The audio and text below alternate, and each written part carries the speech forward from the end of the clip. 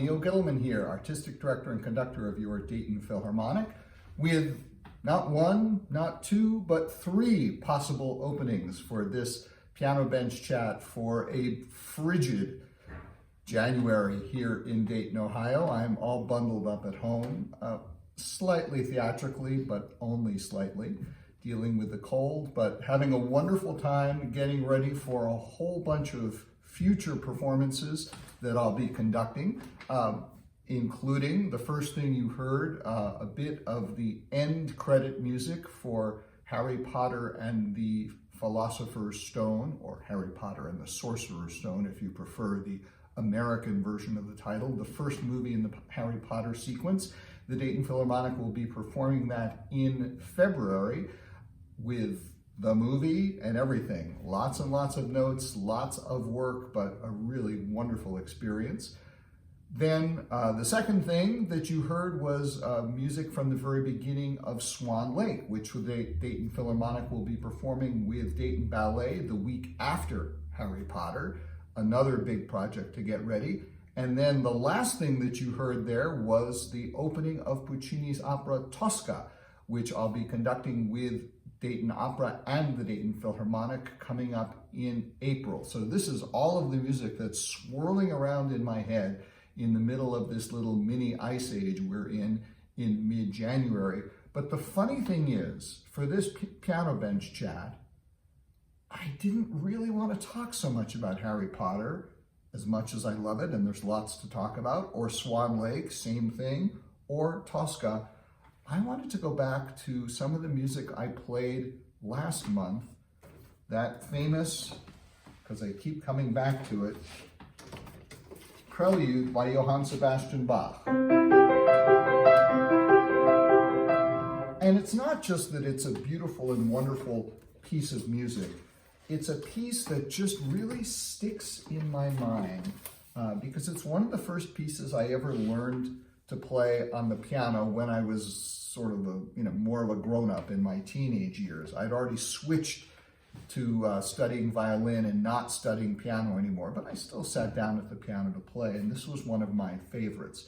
But later on, it became, I think, even more important to me when I was in France studying with Nadia Boulanger, because it was a piece she would keep coming back to. And the reason she would keep coming back to it is that in some way that prelude, the first prelude of Bach's Well-Tempered Clavier, encapsulates really all of Western classical music, and not just classical music either, even in just those first four bars.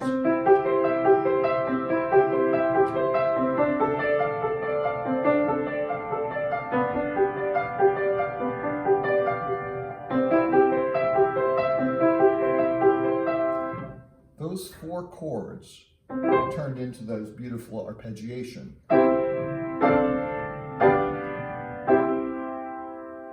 Is just a fundamental statement in music that this is where we are. It happens to be C major. We have a consonant chord, a dissonant chord that goes away, points in a different direction, a different dissonant chord that then points home.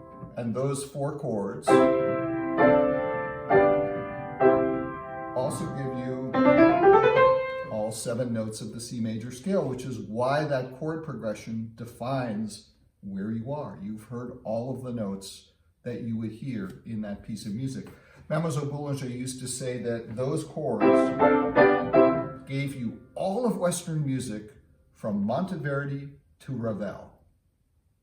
Well, she was right, but now we can expand that. It's all of Western music from Monteverdi to Taylor Swift and Beyonce and even Dolly Parton.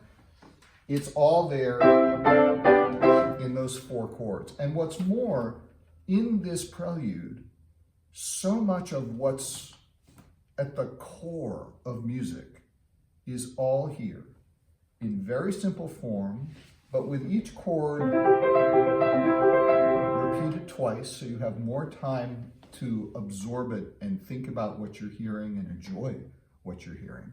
And so I'm going to take you through from the beginning to end and sort of look at what this prelude tells us about music and the way music relates to itself in terms of things that are consonant and things that are dissonant. And let me tell you, from the beginning of music, from the beginnings of monks chanting Gregorian chant back in the Middle Ages and even before, this has always been the big, I wouldn't say controversy, but it's been the big subject in music.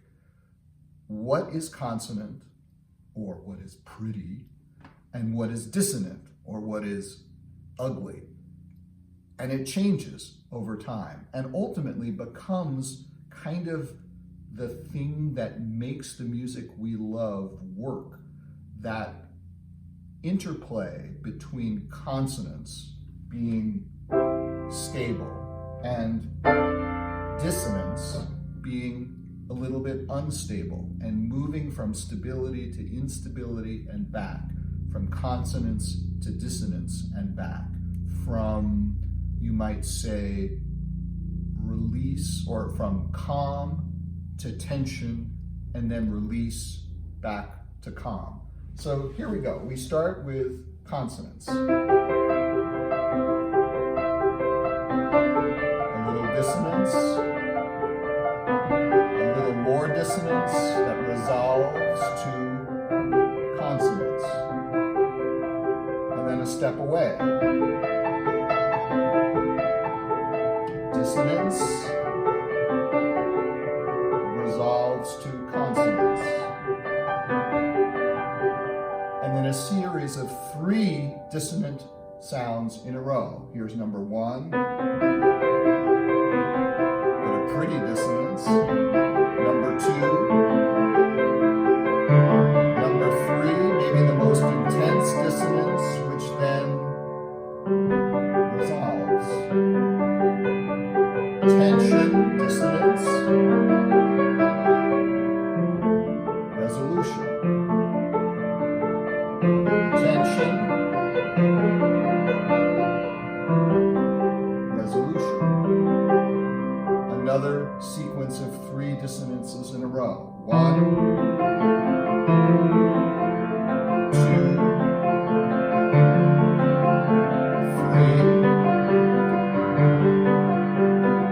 resolving.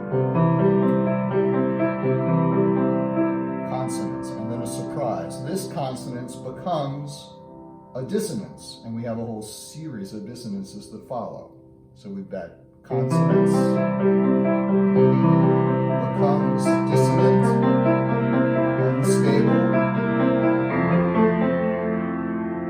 resolution. No, but it's a dissonance. More intense dissonance, even more intense. And then another fact of music, the page turning. In dissonance, consonants, but just temporarily. Dissonance again, dissonance extended, and real dissonance. And surprisingly sudden consonants. Again, dissonance, more dissonance, resolution, which becomes dissonant again, consonants, dissonance,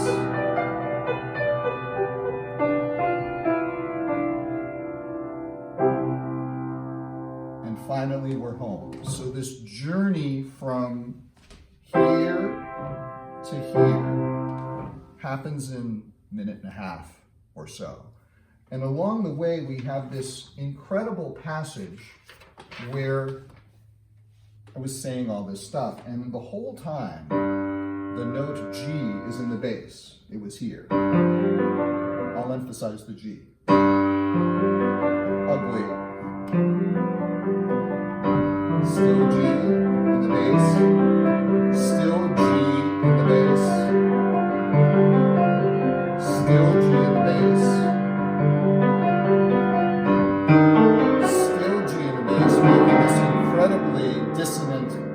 crashing chord.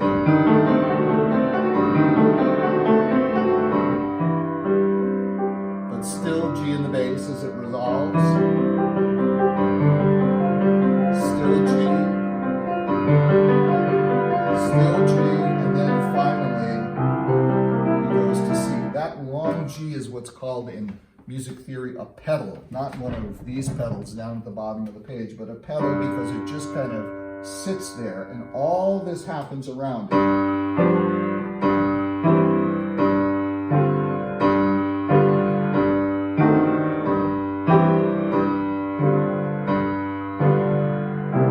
So it sits for an extended time on G, the fifth note of the scale, which then falls back down to C and leads us home. There's so many other little details and complexities in this piece.